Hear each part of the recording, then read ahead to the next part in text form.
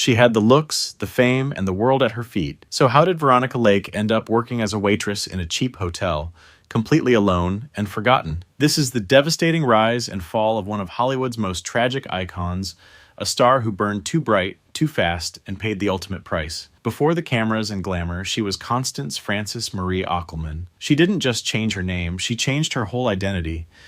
Veronica once claimed she went to McGill University to study medicine. The truth? She never did. It was a lie, but one she told so well, even Hollywood believed her. That was just the beginning of the mask she'd wear for the rest of her life. But behind it all was a girl with deep scars, and they were about to show. When she was just 10, her father was killed in a horrific industrial explosion. Her family bounced from city to city, New York, Montreal, Miami, eventually landing in Beverly Hills, where Veronica studied acting while secretly battling schizophrenia. And yet, she was magnetic. At just 18, she landed a breakout role in I Wanted Wings, and that famous hairstyle where her hair fell across one eye turned her into a cultural phenomenon overnight. She wasn't just a rising star, she was the moment. But success wasn't healing her, it was masking something much darker. Her name was chosen by a producer, her style crafted by studios. Veronica Lake was less of a person and more of a brand. She was earning over $4,000 a week, one of the highest paid women in Hollywood, but she hated it. She quietly admitted she never wanted a long acting career. What she really wanted was to become a surgeon. But the machine of Hollywood had other plans, and there was no off switch. And when her image no longer served them, they threw her away. During World War II, the government urged women to abandon long hairstyles for safety. Veronica complied. But when she changed her iconic look, her career started to crumble.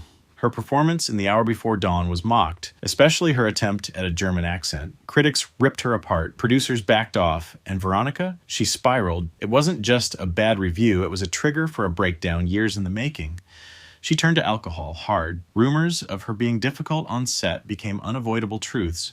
Roles stopped coming, marriages fell apart. By 1951, she and her husband had filed for bankruptcy. Then came the knockout punch. The IRS seized her home. She had nothing left. Veronica had officially lost the battle, but she wasn't done running. She vanished from Hollywood, turned up years later in New York City working as a waitress in a women's hotel. A reporter recognized her, but she denied being broke. She said she just liked talking to people.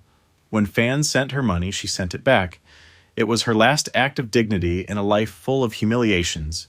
The brief media buzz gave her one final flicker of attention, but that flame burned out quickly. By 1973, years of heavy drinking had destroyed her liver. She was hospitalized in Vermont in critical condition. Less than 2 weeks later, Veronica Lake was gone. She died from kidney failure and acute hepatitis alone, broke and forgotten by most. Her ashes were scattered off the coast of the Virgin Islands, just as she wished. No final applause, no grand Hollywood funeral, just silence. Veronica Lake was more than a pin-up girl or a hairstyle trend. She was a symbol of what Hollywood can do to a vulnerable soul. Lift them high, then drop them without warning. Her story isn't just tragic, it's a warning.